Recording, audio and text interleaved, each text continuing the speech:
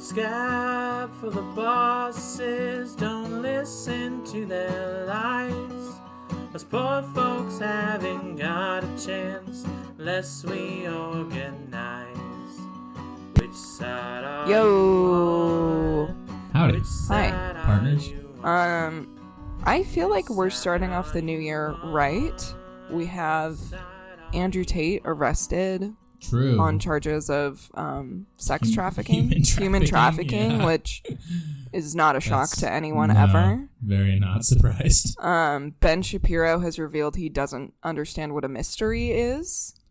What like Yeah. a mystery novel or movie is. Just the concept of a mystery in general. Yeah. He doesn't get it.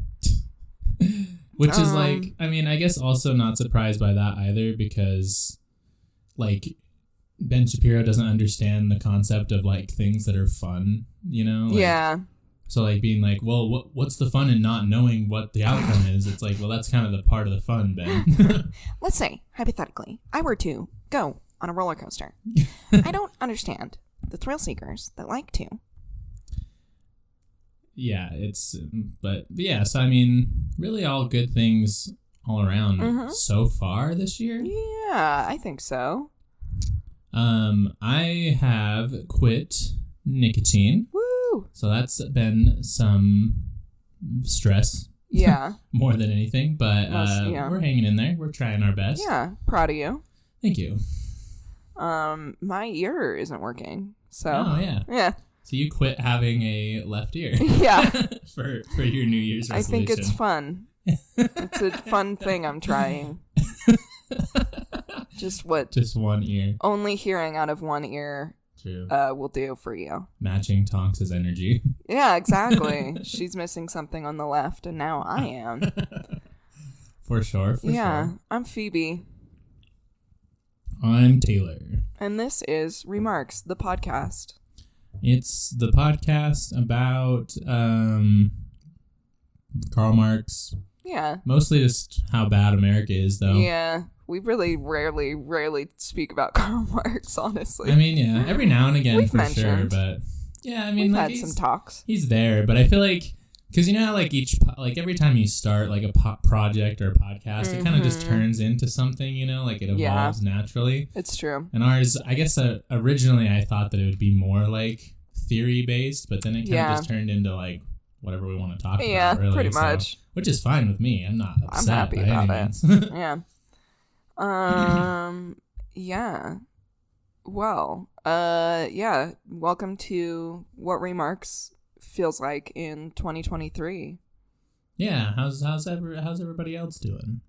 Leave a comment or something. Nice. Good to hear. Wow. Wow. I'm reading them right now. Squidward, go. Good. Sweet. Well, today we are going to tell you why you should hate Barack Obama, And Andrew Gisley. Or Andrew Jackson. Barack O'Bisley. Cool. Well, I'll just get us right into it. Please do. Today I have an article for you called Why Obama is Actually a Dick. That's what I Nice. named it anyway. That's what you named yours. Yeah, that's what I love named that. my thing Yeah. this week. Obama, bad? Question mark? Answer, yes. Mm-hmm. Yes, he is. Very. So I was an Obama stan back in the day. I'll fully admit it. Yeah, I think we all kind of were. I was, he got elected in 2008, so I was in the 7th grade? Wow. I think. No, 6th? Wait. 6th or 7th? Wait, that would make sense, 2008. 'cause I No, think- 2008 I was in 7th grade, yes. Yeah, because I think I was in like 5th or 6th grade at that time. So I feel like that would make sense. Yeah. Yeah, and like he just seemed like this well-spoken, like Just like nice dude. guy, you Yeah. know. He definitely had like that kind of a demeanor and really was able to come off that way. And so, you know, a lot of people being dazzled by him being well-spoken, his more liberal-leaning policies, and by his younger age during the presidency.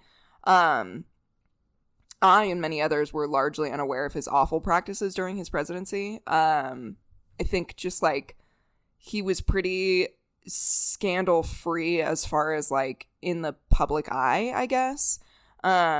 I feel like he was able to kind of keep a squeaky image as far as like what was presented to like the general public. He didn't have anything like, you know, he never said anything like horrific like Trump did, or you know, wasn't like a dum-dum like fucking George Bush.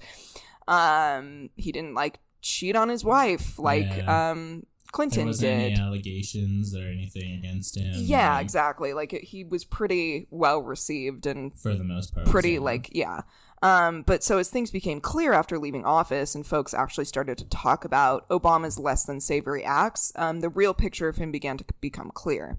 So Barack Obama took the presidency in 2009. Well, that's when he elected in 2008. Started 2009. Yeah. Right. And seemed to be a beacon of hope for some. He was young, I've said well-spoken like 400 times. Well-spoken, attractive black man that was finally president. He was responsible for the repeal of Don't Ask, Don't Tell. He expanded hate crime laws and federally legalized same-sex marriage. Obama had seemed to be a champion for LGBTQ rights. He had also fought for policies expanding gun control in the wake of many school shootings during his presidency, especially following the shooting at Sandy Hook Elementary. To no avail, though. Yeah, none of those ever got passed. Actually, I'm pretty sure that more gun control was passed under Trump than under Obama. That's true. Yeah. Actually, which is wild to think about. It is. Obama remained in such high standing as one of our presidents that it actually directly led to the election of Joe Biden in 2020. Joe Biden having been the trusted and oftentimes coddled vice president of Barack.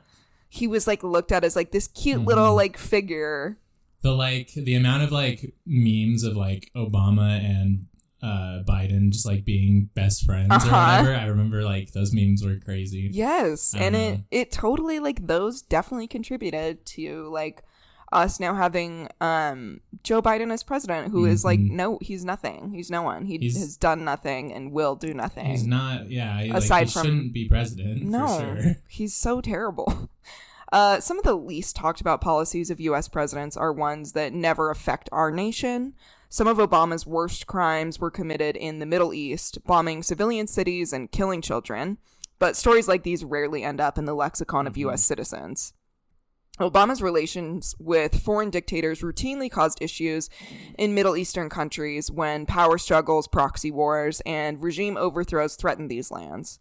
Barack, by routinely meddling in these foreign politics, just enough to create devastation for civilians, but not enough to actually create any lasting change, whether it be for the good or the bad, but still, you know, it's like he did just enough to like lead to years of political unrest and then was like, goodbye. Like Homer Simpson. Homer Simpson his way out and was just like, oh, good luck, guys. Later. Yeah. By supporting Saudi Arabia in a supposed move against Iran, Obama actually supported or created more deaths by airstrike in Yemen on top of all the deaths that had already come from his own hand. Jet fuel sent by the U.S. to Saudi Arabia caused the bombing of Yemeni hospitals, schools, civilian markets, and non-weapons related factories by Saudi Arabia. So good. Very neat. Nice. Yeah. We love aiding in mass killings of innocent civilians. Yes. That's I mean, who else are you going to mass kill, really? I mean, as we will learn in just a moment here, really... almost no one else. The innocent civilians are almost the go-to. Solely innocent civilians. The go-to people to mass kill. Absolutely. Very much so. Yeah. So now on to the drone strikes. As some of you may know, Obama was responsible for a massive number of drone strikes and subsequent deaths in the Middle East. Ramping up the U.S. drone program, the Obama administration claimed that these drones were, quote, exceptionally surgical and precise and could target terrorists without putting, quote, innocent men, women, and children in danger. And I do know that we are known for how precise our drone strikes are. Yes. It's, I don't know, yeah. That's like it just doesn't exist. Like, precise drone strikes are drone strikes at the end of the day. Like, you can't be it's a precise. bomb. It's a bomb. It's a bomb. Yeah, which, it's actually so crazy because based on the numbers, it almost feels like the U.S. military, under the Obama administration's direction, had been purposely aiming for only innocent men, women, and children. So, just crazy how when you just drop like a fucking bomb in a country, it will blow up and kill people because it's a bomb and bombs blow up. And the correct me if big I'm wrong, explosion. but yeah, bombs are meant to blow up, right? Yes. Yeah, that's like what they're made And so for. I don't know if you've ever blown anything up, like even just as like a kid with like a little firecracker, but as you know, if you've ever seen an explosion, really just shit goes everywhere. Super unprecise, just like a big giant ball of, you know, badness happening. So really weird to call them exceptionally surgical and precise. When it's truly at the core, it's just a bomb. It's just a bomb. It's a bomb. Different kind of bomb. There's no way to make bombs precise. Anyway, a quote from an article by Everett Minshall. I hope I'm saying his last name right. I think I might have written that down wrong, but sorry, Everett, if I did. On medium.com sums up these devastating numbers well, and the evidence is damning. Quote, in Somalia between 2009 and 2016, the U.S. committed around 34 drone strikes, reportedly killing up to 12 civilians. At least one was a child. The total number of people killed in Somalia is anywhere between 242 and 454. In Afghanistan, between the same period, 1,300 drone strikes occurred, killing around 3,000 people. At least 150 were civilians, and reportedly 23 were children. In Yemen, 178 bombs were dropped, killing 1,075 people. Of the 160 civilians killed, 34 were children. According to Human Rights Watch, one of the airstrikes hit a funeral ceremony, killing 140 people. Awesome. So just, oof. Okay. 337 strikes took place in Pakistan, killing upwards of 3,406 people, 70 of which were children. And in 2016 alone, an estimated 12,192 bombs were dropped in Syria. In Iraq, the number of strikes is similarly 12,095. Adding in the other countries, the total number of bombs dropped in 2016 is over 26,000.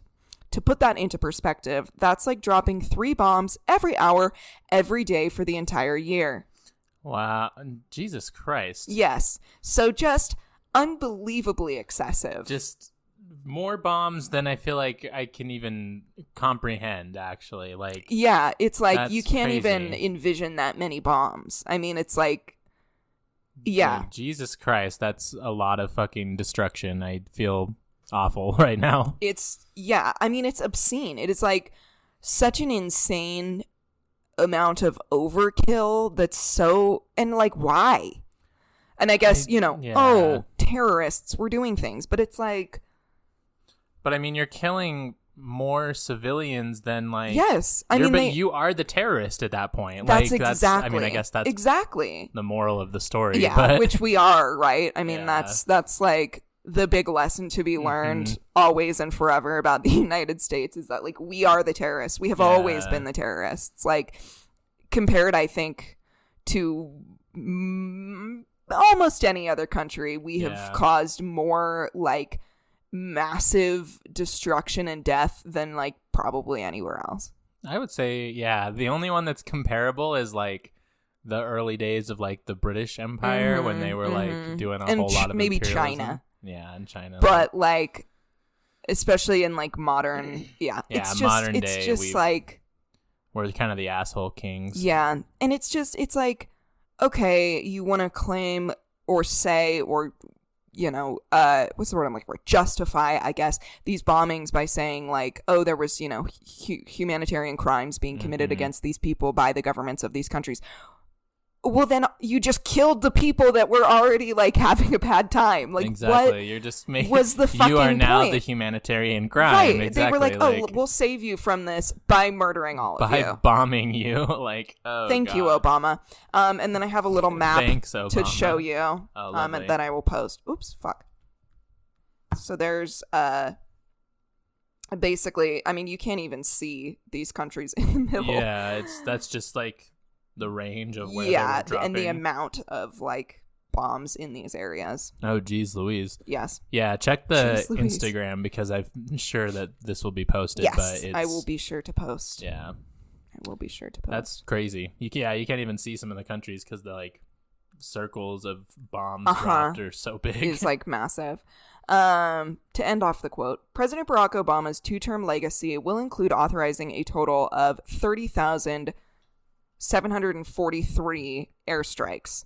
And then they add a note. These numbers are considered conservative estimates. The total number of deaths could be much higher. There's no like super real great way to of course calculate. You don't like they don't go down into the country and they're like, so how many did that one kill? Yeah. Like, how are you guys doing now after we bombed the living shit out of you? So, but I mean, yeah, that makes sense that it would be around that number. Mm-hmm. Mm-hmm. Fucking crazy, dude. Fucking very bad. Well. Yeah. Terrible. Do you want to take a break? Let's do it. I think, yeah. I think and then we'll come back with more really horrible, sad stuff. Always. We never have things that aren't really bad. It's rare. It's really rare. Really rare. We should honestly do like an uplifting episode. I think we should. You know? I think it's time. Yeah, we just need to take a break from all the sad shit. Probably. Anyway. Jinx. Ads. Boy, oh boy, are we back. Because yes, we are in fact back. Mm-hmm. And we have more war crimes than ever. Back and Looney Tunes back in action. But instead of action, it's war crimes. Instead of Looney Tunes, it's Barack Obama. Yes. Barack Obama back in war crimes. War crimes. So true. Yeah. So we're talking drone strikes. We're talking bombing. So many countries in the Middle East. Mm-hmm. So the only time the Obama administration could have used airstrikes for good, he balked, leading to chemical war crimes against Somali citizens. Bashar al-Assad, the acting president of Syria in 2011, was asked by Obama to step down to allow democracy in the country. Assad then used chlorine chemical attacks against the citizens of Syria, a disgusting war crime. Like, horrific. That's horrific. Well, it was gas attacks? Chlorine. Like yeah. That's, I mean, I've never, like, seen someone die of chlorine gas, but it sounds like one of the worst possible things that could happen to you. Very horrifying. Yeah. Obama claimed that he was drawing a red line after this happened with Assad and was going to make moves to use airstrikes against Assad. However, he never acted, and Assad went on to, quote, use chlorine against civilians, release Islamist militants from prison to help fight Syrian rebels, and cleanse the land of Sunnis. So did a little ethnic cleansing, yes, thank you. Did That's a little dictator, did a little crimes against humanity. Yes. Yes. So yeah, super great that like the only time that he ever could have like used this. I don't know if using airstrikes you can ever really do like that great, but it's like the only time that like he wasn't gonna bomb fucking just civilians. He was like, I don't know. He was like, I don't know. You know what? Let's just wait and see. It could be kind of fun to like not actually like. Let's just see how this plays out. The effects of these drone strikes on civilians across the Middle East is pretty incalculable. Weddings, funerals, schools, families, children, innocent people injured and killed, all because of a trigger-happy U.S. president who never really had to fess up and face the consequences of these actions. Hiding under a, whoopsie, sorry, these bombs aren't actually completely accurate terrorist-only killing machines, and are actually, surprise, surprise, just some fucking bombs. Weird. Oh, excuse me. Weird that the bombs are blowing up as just normal bombs. Yeah. Crazy how bombs are bombs. Yeah. And I've always said that. I was blowing like, up. You think you got a bomb? It's probably a bomb. Yeah. You know? Famously, one of the only drone strikes Obama ever spoke on and apologized for was the bombing of a hospital in Kunduz, Afghanistan. There was apparently like talk that the Taliban was like organizing in this hospital or something. Oh. Which was fucking bullshit. Yeah. It's a hospital. It's So there's that, There's first of all. also sick people. Yeah. Second of all, there was people being treated that I think were part of the Taliban, but they were like injured, and it's a hospital, and they work under the Hippocratic Oath, meaning if you are in the hospital, we will Help you because you're in a hospital. Anybody that's there Does not gets matter helped. what your like views or what extremist groups you're part of or anything. And so if that's what was said, then literally it was like, oh, people who were part of the Taliban were in this hospital, literally like they were completely like they couldn't do anything, so therefore we're not committing acts of terror, we're just in a hospital. Anyway, so in 2011, Doctors Without Borders built a thriving facility in the city of Kunduz, Afghanistan, offering free quality care to citizens. The only facility of its kind in northeastern Afghanistan. The hospital had, quote, 92 beds, an emergency room, 2 operating rooms, an intensive care unit, an outpatient department, mental health and physiotherapy wards, as well as x-ray and laboratory facilities. So it's like a full-ass hospital that is like one of the only care facilities for people in this region of Afghanistan. And Doctors Without Borders doesn't fuck around. Like they do good They are work. good people. Love Doctors Without Borders. Yes, full support. This hospital was a haven to Afghani people who had previously been made to travel long distances to treat serious illnesses, receive surgeries, etc. And you know, there wasn't emergency rooms over there.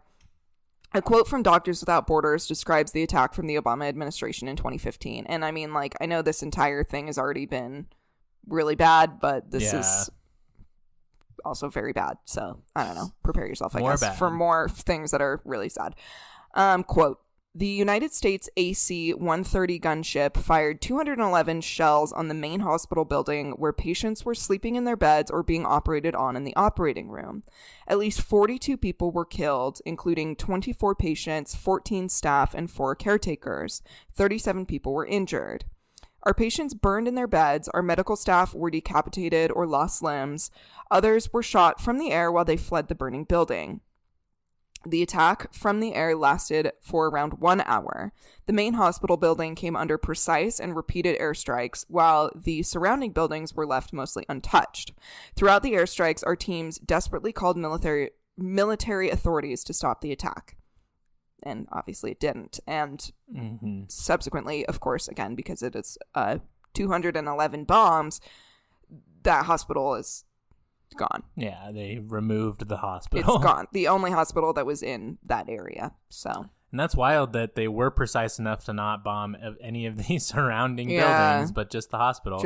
Which kind of makes me feel like maybe you just are trying to bomb civilians, you know? Maybe they are more precise than we think, and you just are shitty. Yeah. I don't know.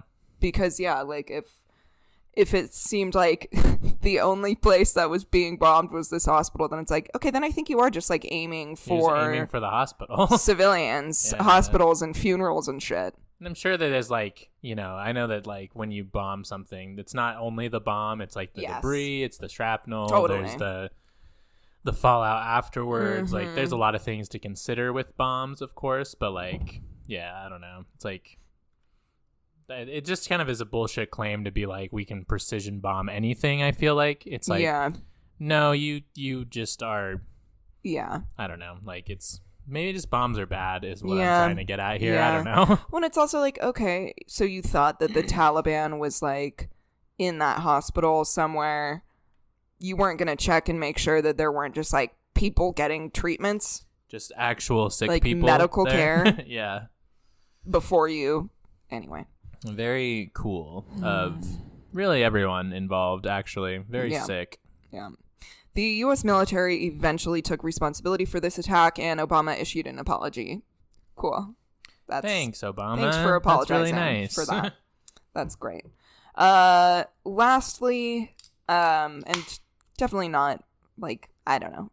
Nothing is quantifiable. I won't even say.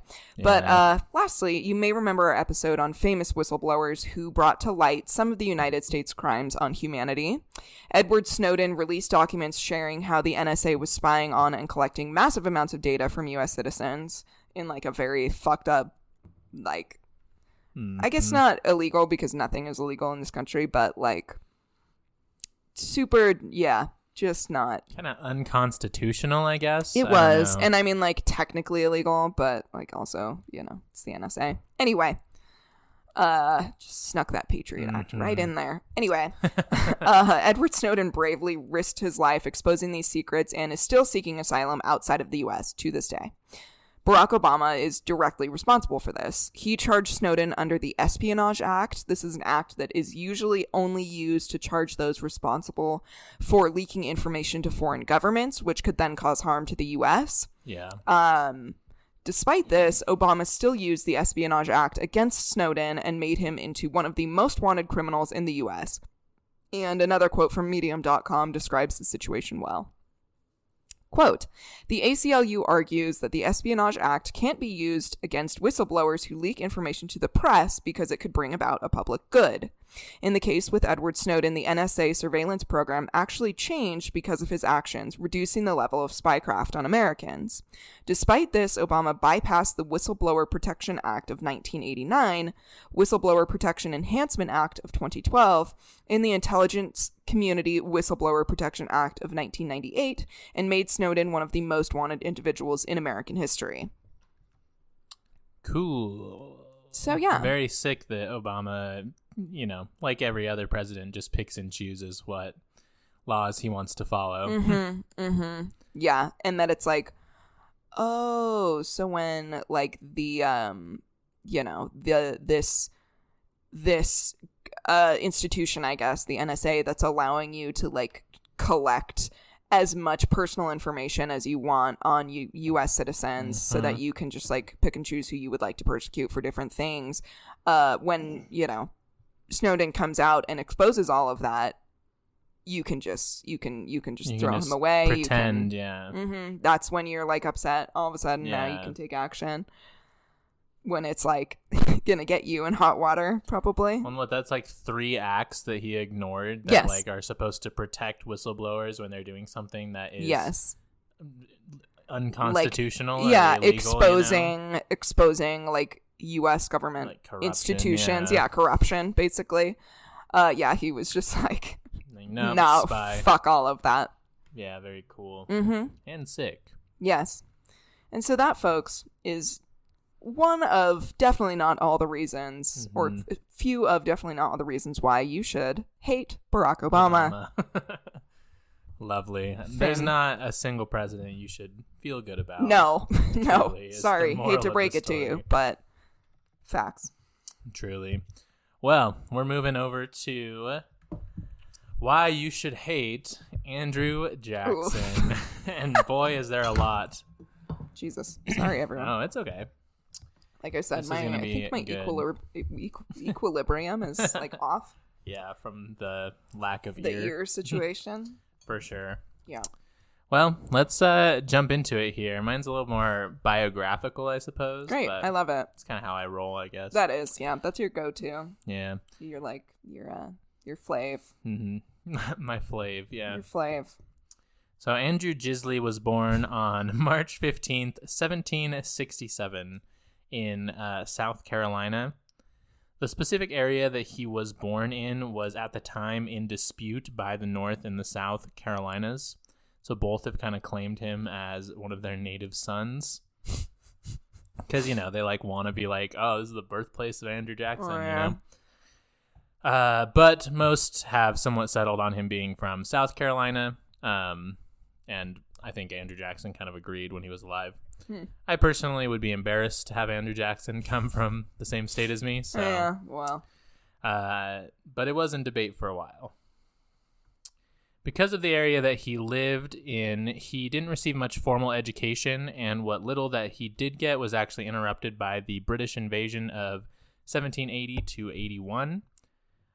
Not the British music invasion. It was an actual invasion by the British. His mother and 2 brothers were actually killed by the British while he was imprisoned as a POW. At one point, it was said... How old was he? So this was 1780 to 81, and he was born in 1767. So that would have been like 27, Okay. think, or Okay, 23, I think. Okay. So around there. I was imagining that he was like in high school or something, and I'm like, Jesus, you're gonna imprison this like I mean, he was probably pretty young. 16-year-old? Yeah. Still, still, nobody should be. True, yeah, but when you're like, I mean, I guess back then when you were 16, you could go and fight You're a the man, British, yeah. so Like you probably You're a were. grown adult man at Yeah. 16.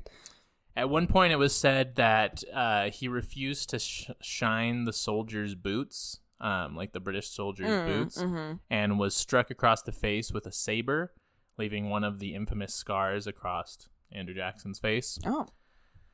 This, of course, caused Jackson, along with them killing his family, to develop a hatred of the British for the rest of his life. This becomes very ironic as he becomes a very similar oppressor that he supposedly, hated. Yeah. In the British. But yeah, was not a fan of the British, obviously. Well. After the Revolution, he found himself studying law in the soon-to-be state of Tennessee. As most lawyers do, he made his fortune collecting debt from poor people. Yeah. Good. And doing this helped him develop a good reputation among the rich and powerful. He was sitting very pretty with the wealthy elite of the time in that specific area of Tennessee. Keep this in mind for some of the future events that we're going to talk about. I love when you like go to, find out about these kinds of people, and it's just like, oh, so it was like kind of right out of the gate that you were just like, let's fuck over the less fortunate. Yeah, like you kind of just built your entire career on being an asshole. Yeah, like even before presidency, it's like, cool, yeah. Very Well, sick. at least you're always on track. I guess. Yeah. He helped draft the Tennessee Constitution and actually became the U.S. House Representative, the first U.S. House Representative of the new state. After his time in the House, he was then elected to the Senate, and after that went on to be a judge in the Superior Court. He was kind of known for not having much like policy-related opinions outside of his support for tariffs and, of course, the Indian Removal Act that would come later. I feel like he's kind of comparable to Trump in that sense. Honestly, there's a lot of things about the two of them that are very similar because I guess just, people don't change. Where they're like, oh, he's above politics, or he's like removed Kinda, from. yeah. He's yeah. Exactly. Like he only ever really believed in what would like get himself further in the positions that he wanted, or like what he thought at that very specific moment. Like he didn't really have any like principles, I guess. Right. It's also good to note that good old Andy claimed he never wanted to be in power or to serve in the government, but seeing his career as a politician and a judge and eventually as the president, I think it's kind of obvious that part of him must have actually wanted power, Yeah. I feel like you don't become a U.S. House representative, a Senate representative, a judge, and then the president if you're like, oh, I don't even really want to be I'm not interested in this. I'm not interested in government. Yeah. Like, I feel like it's like maybe that was like, back in the day when he first like started his political career, he was like, no, like I don't really care. Like I just, whatever. Exactly. I'm just here to like help. And then tasted power and was like, oh, fuck. oh, fuck yeah. Let's Exactly. actually ruin every. Fuck. How much more power can I get to just like ruin more people's lives? Shit. Yeah. How many people's lives can I fuck up? He was also elected as the general of the Tennessee militia, and fought in the War of 1812 with his men, like his group of militiamen. Mm-hmm. It's alleged that his men gave him the nickname Old Hickory for apparently being as tough as hickory. Okay. was the thing, I guess. I don't know. That's what they. Old Hickory. Old Hickory, baby. And like as fucked up as a person as like Andrew Jackson was, I would say like I do see him being like kind of tough. Like he does seem like a very hardened man. He does. So like I'm sure he was tough. I'm not like I don't think that you like are a prisoner of war without like getting a little a little hair on your chest. No, I have absolutely no doubts that he was like a like tough, strict, hardened guy. Yeah. Because like, I don't think you do the things that he did if you're not like hardened and Yeah. cold.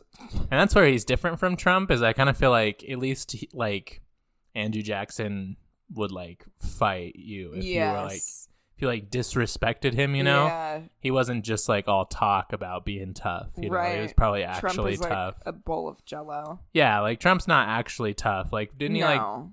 dodge the draft because of his fucking like heel spurs or something? Oh, I don't know. I feel like he did like some weird draft dodgy shit. I believe that. Yeah. Anyway, so he offered his services, or the services of his militia, to the U.S. government in the War of 1812. So we've moved on past the 1700s. Mm-hmm. So the War of 1812, and the government was hesitant to use the militia against the British. I think a lot of that comes down to just the general unorganization of having like state militias fight alongside federal troops. Yeah. When the government did ask Jackson and his militia for help, it was to take care of a little problem they had down south, specifically with the Creek Native tribe.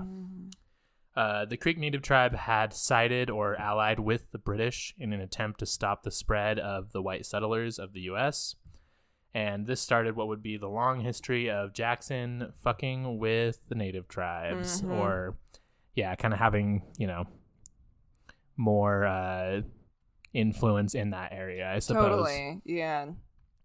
The like beginning of his like disdain and fuckwithery. Fuckwithery is a good way to put it there. He won the Battle of Tohopeka, which is also known as the Battle of Horseshoe Bend, where about 1,000 natives died and only about 150 American soldiers died, with the addition of some of the natives that had sided with the U.S. in the battle. This was such a conclusive battle that effectively ended the alliance of the British and the Creek tribe, even though, I guess in modern war numbers, 1,000 people doesn't sound like a large number. Like, knowing like the size of the tribes as well as like the lack of modern warfare equipment back then, like 1,000 people in one battle is kind of a gnarly loss. It is, yeah. So that was like so decisive that it pretty basically ended any, you know, alliance or any kind of like fighting back that the Creek tribe would ever do in the future. So that was that battle. You know what else is a decisive battle that is lost by us? The battle against advertisements. Capitalism. And the way that you just have to. You gotta do it, and it's sad, and I hate it, but Here we are, folks. And this is probably not even really a capital, like an ad. It's just a break. But that's true. That's just a blank little space. We gotta take a break. Blank space. Like the Taylor Swift song? Yes. I got a blank space, baby. And I'll write your name. Yeah. Okay. Ads. We're back, and I'm just here to say that Bones and All, bad film. Horrible. Don't see it, actually. Terrible. I did not like it. Phoebe did not like it. It was awful. And I would say Taylor and I are the best film critics in the world. Pretty much, yeah. I mean, so yeah. I'm pretty sure, because I haven't told you this yet, but I think we're just gonna like make this a film review podcast. Yeah, so, instead. Yeah, we're gonna be the new like Ebert and Robert. Exactly. Eager and what the fuck are their names? Egbert and Robert. Those two film guys. It's like these two. I don't know. It's these two old dudes that would like review films. Anyway. Word. Yeah. Yeah, it was bad, and it wasn't even the cannibalism or like the gore. I don't really mind that part. It was just like literally the plot. The plot was stupid. And the dialogue was bad, and the relationships were dumb. Chemistry was I didn't bad. care about anyone. Yeah. I didn't know if I was supposed to care about anyone. There was no like conflict. None. It was watching two people just like drive around That's for a while. Literally all it was. That's all it was. That's all it was. And occasionally eat something. Yes. Like eat a person. That might be a person sometimes, yeah. Like sometimes a person, but sometimes not. Sometimes they just eat pancakes. Yeah. Like sometimes they're at Denny's. Like yeah, which I did we did watch that movie with my family on Christmas Day. So Merry Christmas, everyone. Merry Cannibal bad cannibal movie. Cannibal movie bad. Yeah. I mean, being a cannibal in real life bad too. Yeah, don't do that. But Instead, watch Glass Onion because that was a treat. That was a fun absolute movie. treat. Yeah, I had so much fun watching it. I did talk to my mom about it, and my mom is like a mystery connoisseur, Sure. and she was like, I had it figured out in the first 15 minutes. And I fair was enough.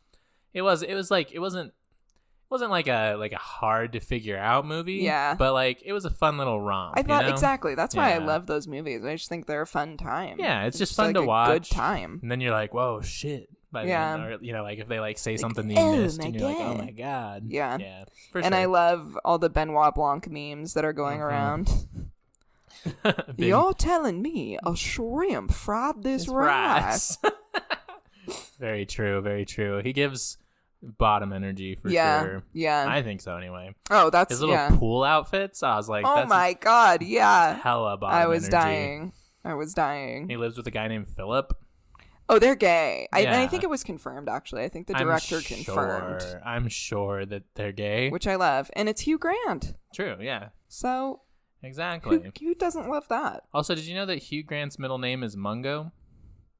I did, because I think you have told me before. Mhm. Which Look is it up. just insane. Look that That's fucking shit up right insane. now on Google. It's true. His name is Hugh Mungo It's Grant. fucking bananas. It's unhinged. I'll never have a child, but if I did, like, if I, in an alternate universe, I would, love to do something fucking stupid like that, which is maybe insane. mean, but I won't have one, so it's okay, everyone. Yeah. But, I just think that would be so fucking as funny. a middle name, I don't think that's that mean because nobody calls him Hugh Mungo. It's Hugh Grant, Yeah. it's fine. But Oh, God. so funny. Yeah. Anyway, back to fucking little- Andrew Jackson. Yeah. Back to bad things. So, so he had the battle. Battle against the Creeks. So at this time, he was kind of back and forth between militia campaigns and his home in Tennessee. In 1817, he marched his men into the Spanish-occupied or then Spanish-occupied land we now know as Florida. Upon arrival, he beefed it out with the Spanish and ended up winning the fight, capturing 2 Spanish commanders and appointing one of his subordinates as the governor of Florida, which again wasn't a state at the time. Yeah. Couldn't have a governor. Weird. Okay. Interesting.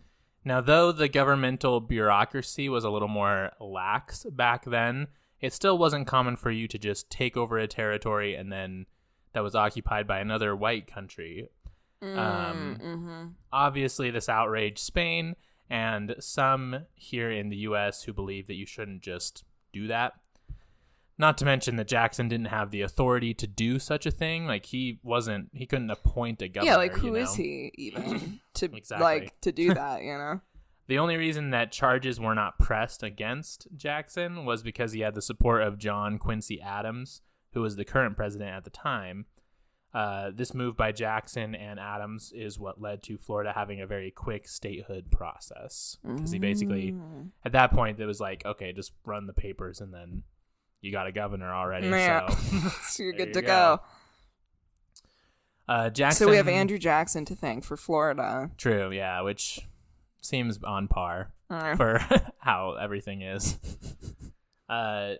Jackson claimed again that he did not want to be president. However, after his successful militia campaigns, he was somewhat of a national hero.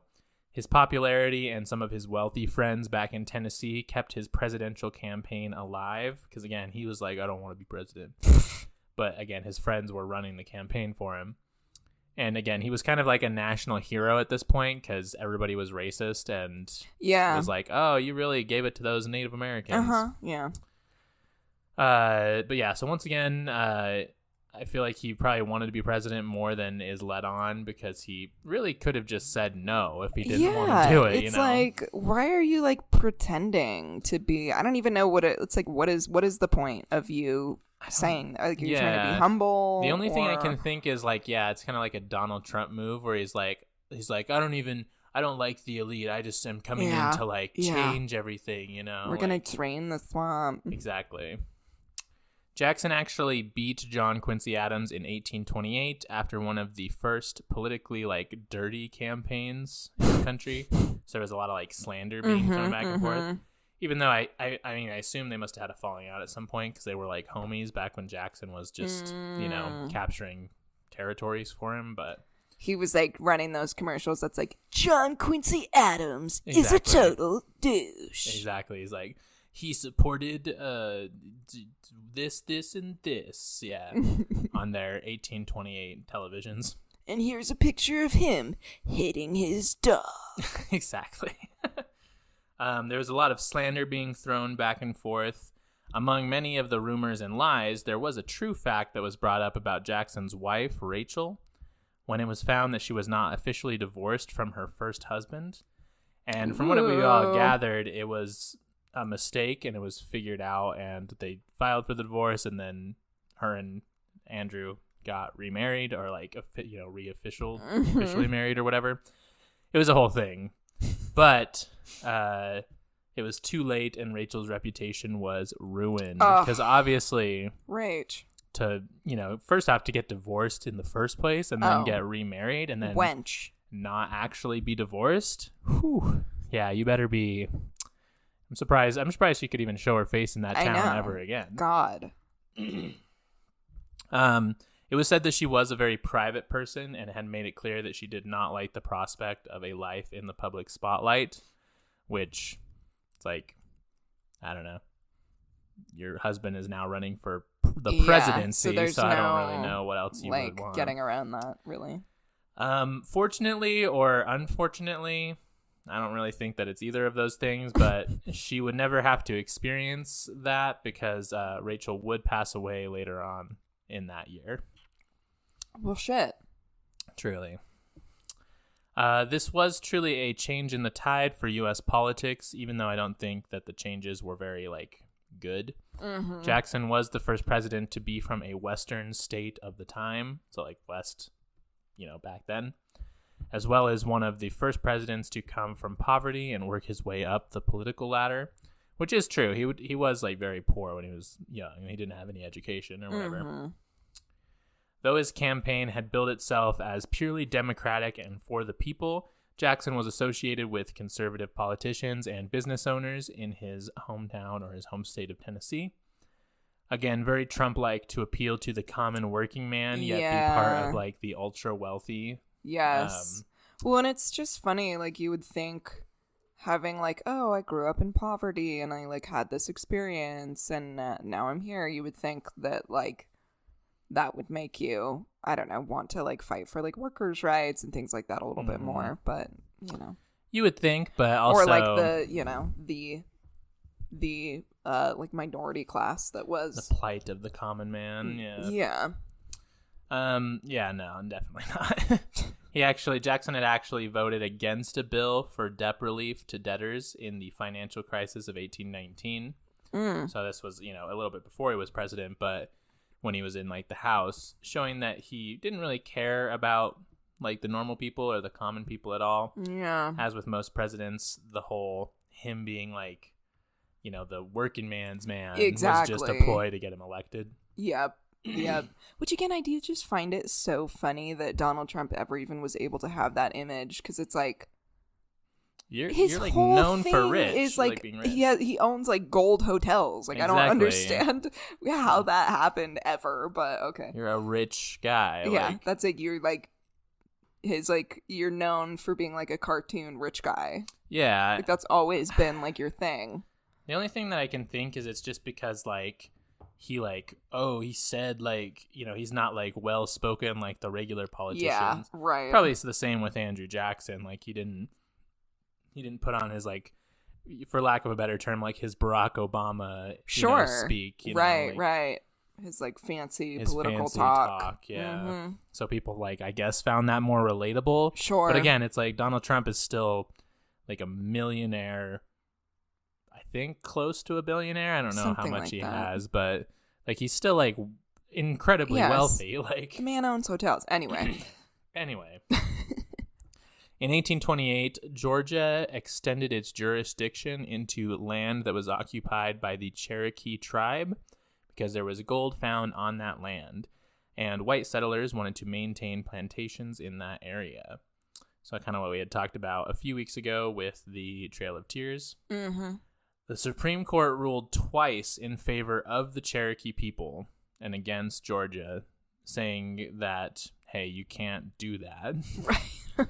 But Jackson did not acknowledge or honor the Supreme Court ruling. Cool. Kind of just let Georgia take it over.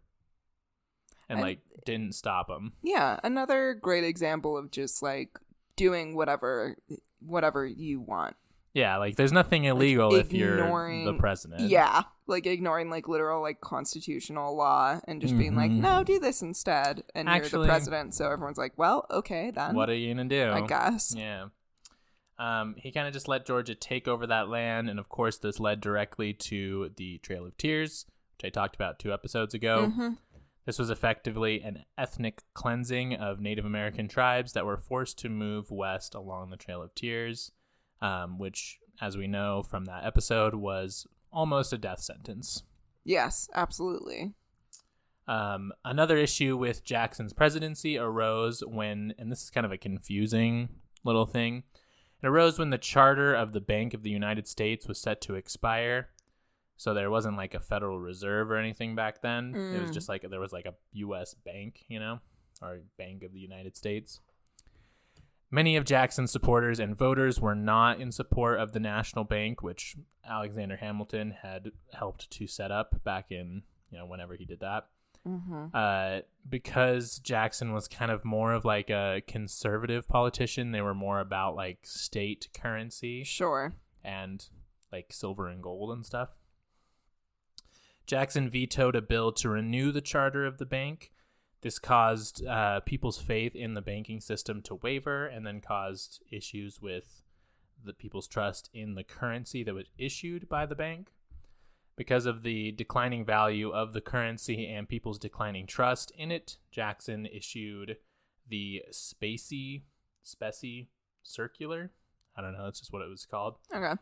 In July of 1836. This required all payments for land to be made in gold and silver. So if you were going to buy land, which people were buying a fuck ton of land back then because they were expanding, you had to do it in gold and silver. Banks obviously didn't have enough gold and silver available to like for the demand of people buying the land. Right. As well as people pulling their money out and trying to, you know, exchange it for gold and silver because no one had faith in the banking system anymore. And this led to a financial panic. But fortunately for our hero, Andrew Jackson, this financial panic kind of hit its like peak when he was out of office. Right. Classic, like, don't face the consequences of like the issues that you started, and then the new person who takes office, it's like, this whole thing's happening now, and it's like, well, no, but this whole thing was happening before, but you're just seeing the consequences Very now. George Bush. Yes, George absolutely. W. Bush, I should say, Absolutely. of him. so George W. Good old W. Another key part of Andrew Jackson that most people don't talk about is his ownership of slaves. Jackson owned hundreds of slaves as he acquired more and more land in Tennessee. The slaves grew in number for him to cultivate and be able to profit from such a large estate. Also, moving back to the topic of the natives, not only did he commit that ethnic cleansing we were talking about, but much of the land that was taken from the indigenous people was then used to hold slave-owning plantations. Wow. So, really cool. Yeah. Just take it full circle. Mm-hmm. All really good stuff. And again, he owned hundreds of slaves, was very pro-slavery. Really, I mean, his whole fortune was basically built off the backs of slaves. Yeah. As with most of the people back then. Yeah. As well as, like, native people. Exactly. Basically, you Pretty know, much, right? Yeah.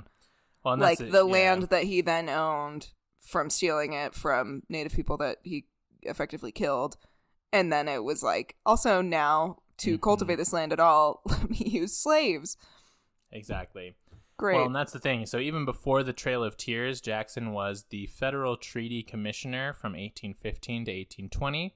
He would convince and persuade the tribes, and those are heavy air quotes on both those words, the tribes in that area to sell large swaths of their land to the U.S. government. I'm sure it goes without saying that more often than not, it was probably less of a negotiation and more of a, we're forcing you to give us your land. Yes, or give us this land I you're will living kill on. you if you don't do this. Sign these treaties. And it's very highly thought, or at least it's probable, that a lot of the land deals were directly profiting Jackson in what he would, the land that he would purchase. So yeah, basically what you were saying. He benefited from kicking indigenous people off the land and then used slaves to cultivate it. Yeah. Cool. Very cool. During the Indian Removal Act, white Southern settlers would, of course, harass the natives by not allowing them to pass laws, squatting on their lands, and, of course, revoking their voting rights.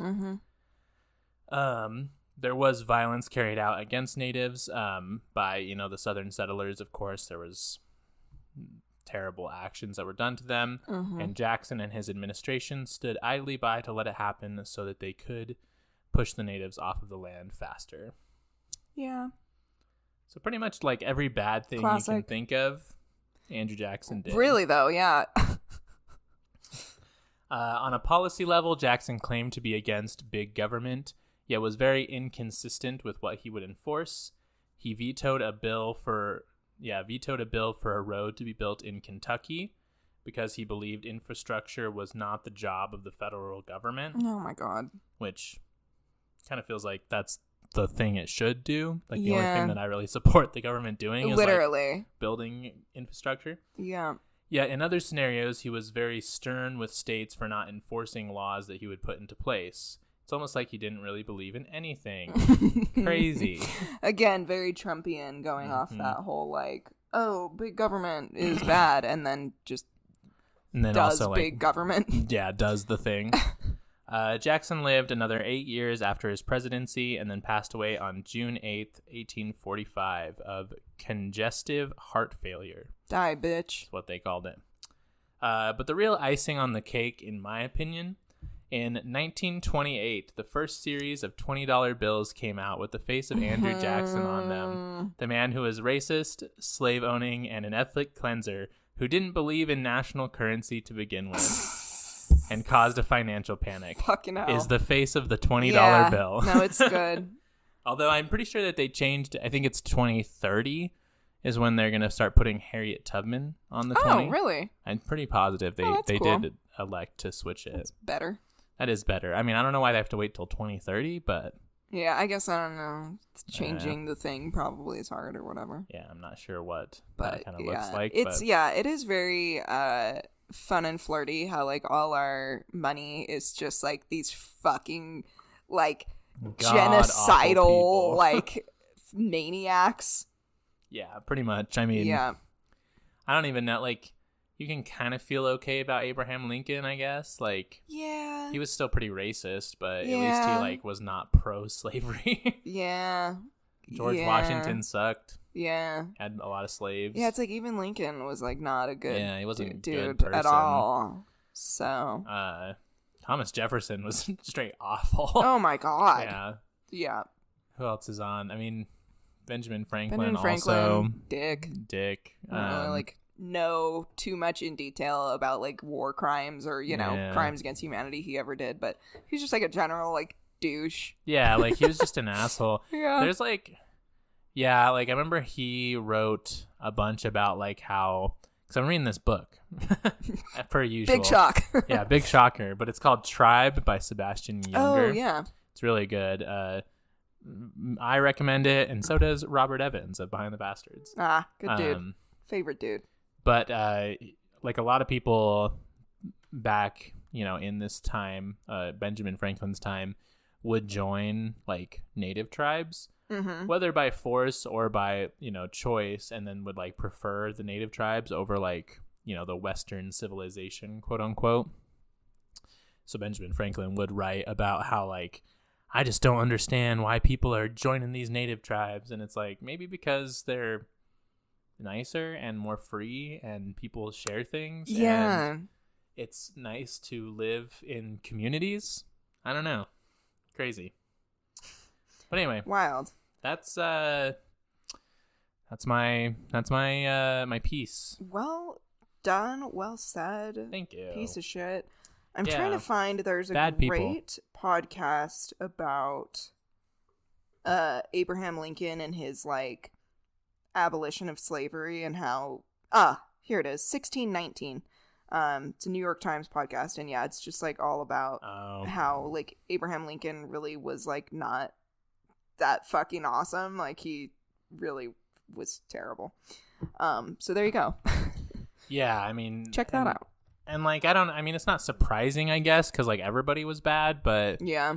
And again, like it's just like he is the face of like he is like Mr. Great Abolitionist, and then like you learn what his real ideas like for abolition were, and you're like, oh, well, that's not better. It's kind of the same as like, because when like Oregon was first like a territory, they were like abolitionists, but it's because they like wanted to send all of the like black people back to Africa because they didn't think that they like they didn't want to live in the same country as them, and it's like, oh yeah, that's even worse. That's not better. I don't know if it's worse, but it's not better. No. So like, yeah, that kind of shit. I don't know. Yeah. Like, just because you're an abolitionist does not mean that you're not a racist piece of shit. Exactly. Yeah. Good stuff. Yay. Big yay. Love it. Oh man. You know what else I love, Phoebe? Plugging things. Plugging our social media. Yes. Follow our Instagram. Please. I'll post that little picture that I showed Taylor. It is @Remarks Podcast. Follow our Twitter, which is @RemarksPod. I post about little things here and there. A lot of times it's just books, but if you like books, cool. If you like books like are great. I do, I love a book. And then you can follow us on Patreon or become a patron. A patron. Let me see. And give us a little reviewy view on Apple Podcasts. True. If you would. I think you can review things on Spotify. Probably. Is that true? I don't know. But yeah, leave us a review. And yeah. And thank you to our patrons who are Tere Soltero, Justin Vass, Andrew Vass, Emily Doran. We love you. We love you. You are cute. You are sexy. You are hot. Loved. You are very sweet. The best. We're the best, and we truly do love all of you. Yeah. And Happy New Year, everyone. I hope that your futures are looking brighter going into 2023. I agree. I have not decided any of my resolutions. I would tell you them, but I don't really have any yet, which maybe is okay. Yeah, I feel like it can be a lot of pressure. It can be. Well, my resolution is obviously to quit nicotine. Yes, good for you. On my day 2 of that. So very good. It's crazy. Taylor's shaking violently right now, and he's actually biting into the microphone. Yeah, because I am. He took a chomp out of the microphone, just barely. But also, my New Year's resolution is to learn to play the accordion. Ooh, that's a fun one. Yeah, I like that. I want to learn. It's been my resolution for the past few years is to do it, and I just haven't. So I keep renewing it, I guess. Sure. Like a subscription of sorts. Yeah. An accordion, I will learn you someday subscription. Exactly, yeah. Yeah. And just that's fun. Accordion that's a fun instrument to add to your little That's what I'm saying. Repertoire. It'd be fun to learn, and kind of a wacky one. Yeah. I play the accordion, and people would be like, what? That's crazy. Yeah. Yeah. For sure. I'll think of something eventually. Right now it's I'm sure just you will. Get through my to-do list of things. Yeah, live. Do not die. Yeah, fix ear problem. Truly. Currently. Anyway, y'all. We love you. Thanks for listening, and K love you. Bye.